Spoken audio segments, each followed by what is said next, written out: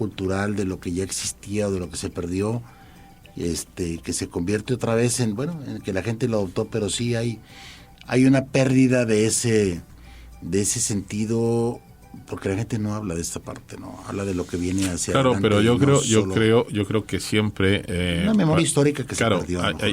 Hay que mantener de dónde venimos, lo que somos. Es que muchas veces eso nos ayuda a mantener la paz, la integridad y el saber lo que ha pasado para no cometer esos errores. Y efectivamente, como dice Octavio, debería de hacerse público o de salir todos estos fusilados que están en cunetas. Bueno, hay una frase que dice precisamente eso: aquel pueblo que olvida su historia está obligado a repetirla, ¿no? Eso Mira, ahora, ¿no? El otro día, nuevamente, yo que soy aunque soy de Madrid, pero viví muchos años en Granada, allí ocurrió uno de los quizás fusilamientos más peores, todos son peores, pero digo como personaje, que fue el poeta Federico García Lorca, donde lo ejecutaron en un pueblecito entre Vietnam y Afacar.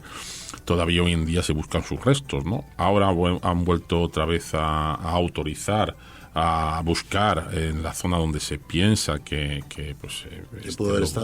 lo fusilaron, donde fue el enterramiento, para recuperar sus restos, porque finalmente hay un vacío ahí de familia, aunque la familia, por parte de las únicas sobrinas que viven de él, no quieren, pero hay un tema ya de interés social, popular, fue uno de los grandes poetas españoles y que fue fusilado por una venganza, por su condición, por ser una persona que pensaba de otra manera distinta y sobre todo por su condición, porque lo fusilaron por homosexual, principalmente porque fue delatado, y el general Queipo de Llano fue el que dijo aquella famosa frase que le dé mucho café, ¿no? Que era la famosa frase donde era la ejecución, ¿no? Claro. Donde subían al camión y lo ejecutaban, ¿no? Y así tantos y tantos, como dice Octavio, tantas y tantas familias. Y antes decíamos lo de que veamos un poco, donde sí la guerra civil en muchos pueblos había gente que se denunciaba unos a otros entre familias, porque lo duro era que muchos pueblos vivían primos o eran cuñados, y había cosas donde y con la simple denuncia caían, desafortunadamente. Sí, ¿no? Era sí, mira, no olvides que en aquel tiempo se creó un grupo, una fuerza asesina, hay que decirlo claramente, paramilitar, que era la Falange.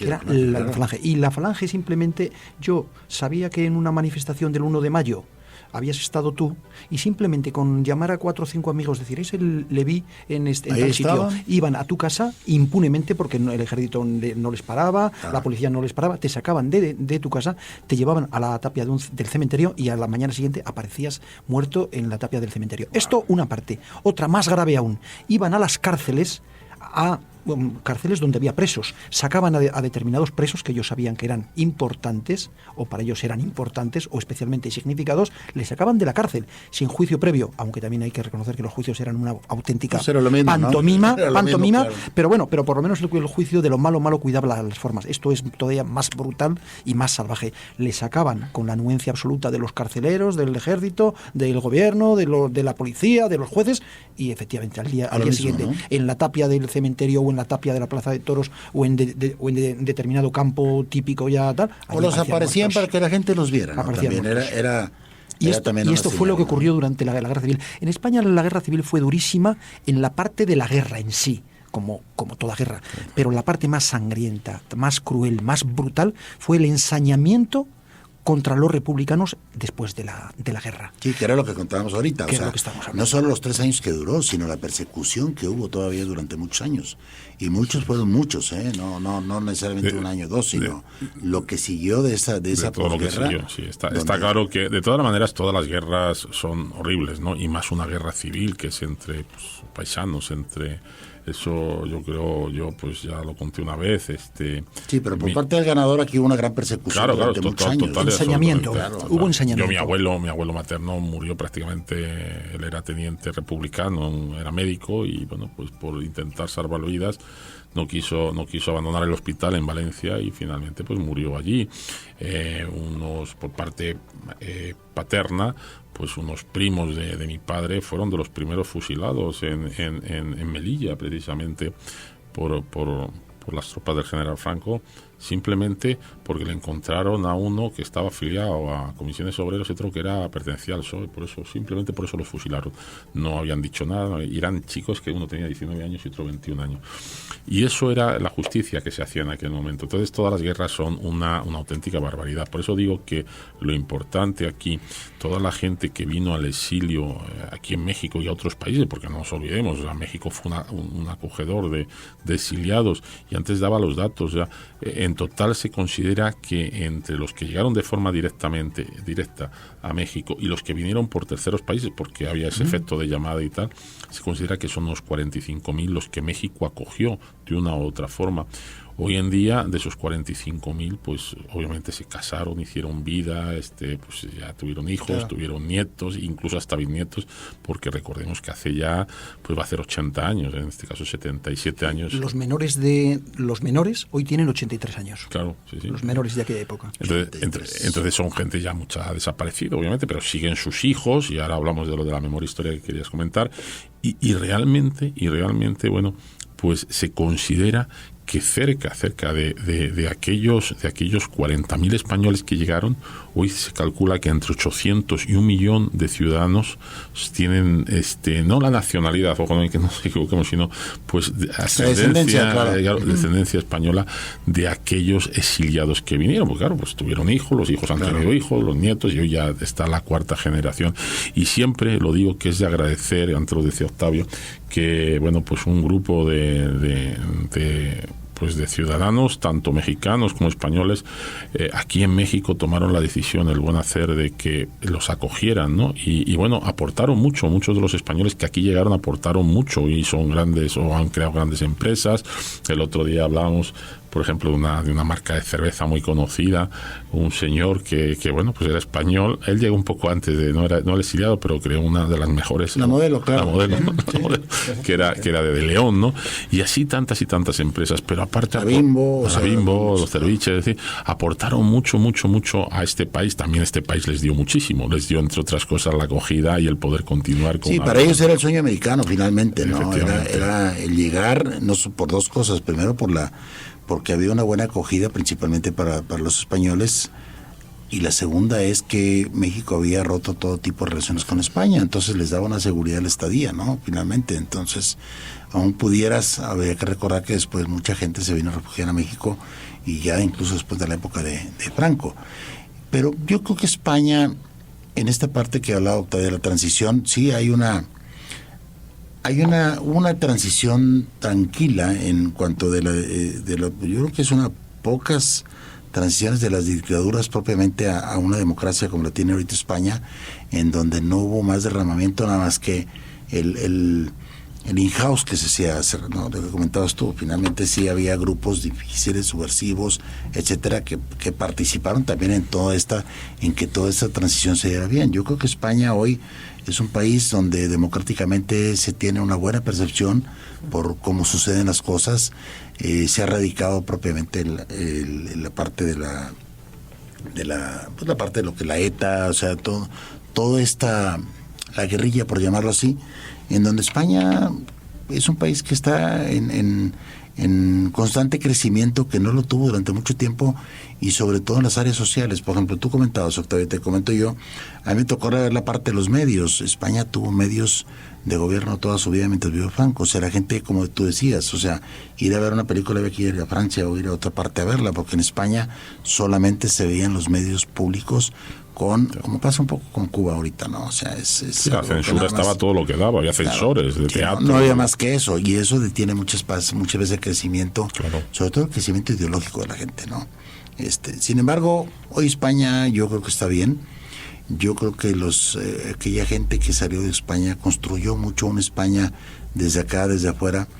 Y yo creo que España, sí, como tú lo comentas, tiene que tener también hay que reconocer la historia. Muchos de esos nietos de los abuelos que fueron los que participaron, ahorita ya estamos en la segunda generación, tienen que reconocer la historia de lo que funcionó o cómo fue antes. O sea, quizás lo platican los abuelos, pero tiene que estar plasmado de otra forma para que la gente lo viva, ¿no? Sí, efectivamente. Yo pienso eso, que las cosas en sí mismas no son neutras.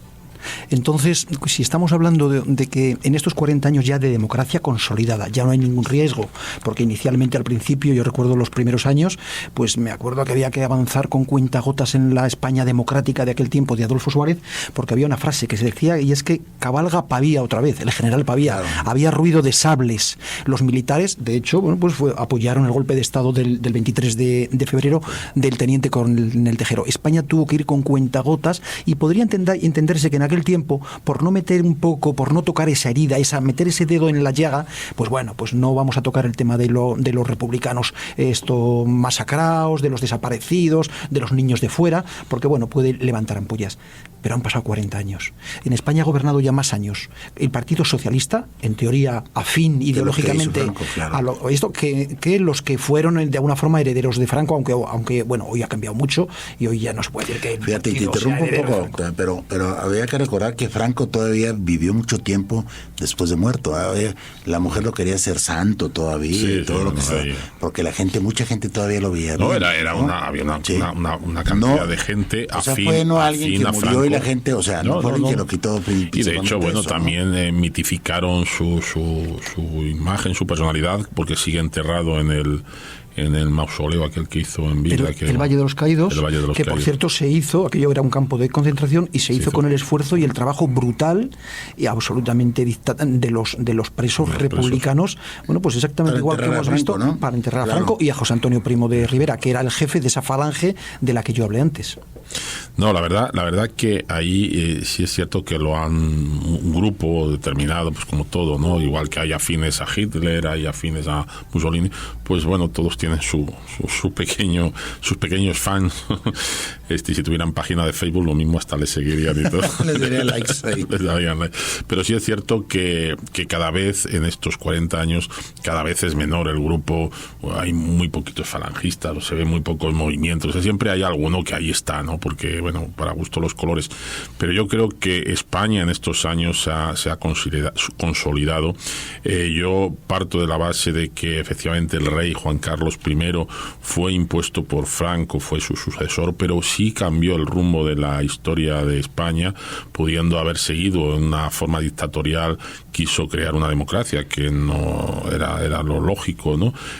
Junto con el presidente entonces del gobierno, Adolfo Suárez, que hace bien poquito ha fallecido, y entre los dos crearon pues un inicio de esa democracia, y mucha más gente que después le siguió, ¿no? Entre otros, pues participó Santiago Carrillo, que era pues el enemigo número uno del gobierno de Franco, del Partido Comunista, Dolores Ibarruri, que era la pasionaria, que era otro demonio para Franco. O sea, todo eso al final hicieron que se normalizara y que la gente, los españoles, viéramos esa transición pacífica que tú dices, con un altibajo, ¿no?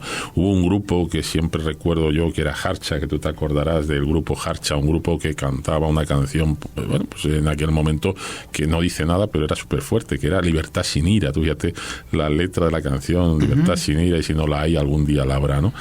Realmente hizo que el pueblo de España madurara de una forma bestial.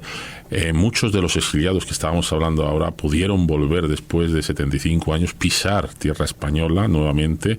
Obviamente ya no tenían pues casi familia, no tenían nada, ya pertenecían a México, Argentina. Sí, era más vida de otra parte. Sí, ¿no? Pero pudieron llegar, fueron bien acogidos, y efectivamente lo que hablábamos antes de que hace pues creo que fue en el 2007, en el 2008, corrígeme, la ley de memoria histórica que hizo José Luis 2007-2011 creo, ¿no? Sí, empezó del 2007 a 2011. José Luis Rodríguez Zapatero pues hizo justicia a todos aquellos ciudadanos españoles que de alguna forma tuvieron, esos hijos y son nietos que tuvieron que sus papás... Que tenían un derecho, ¿no? Claro, tenían un derecho porque, bueno, pues eran españoles, habían nacido en México, habían nacido en Cuba. A mí me tocó, entre ellos, claro, mis hijos también hay que lo... Claro, que tuvisteis la nacionalidad, porque además vosotros erais hijos de una persona que era española de nacimiento, de origen, y teníais todo el derecho. Bueno, eso se hizo, y como decíamos antes, cerca de 500.000 de nacionalidades, se han dado 400 y pico en todo el mundo. Aquí en México como 140.000 por ahí más o menos, sí. el número. Que muchos De hecho, hay un movimiento por ahí, una plataforma donde se quiere volver a intentar, porque mucha gente se quedó fuera por, bueno, pues había que documentar papeles y muchas veces no se encontraban, en fin. Pero sí es cierto que agradecer en este aspecto por la parte que nos toca a todos los exiliados que aquí llegaron, que marcaron un camino, marcaron una ruta al gobierno mexicano.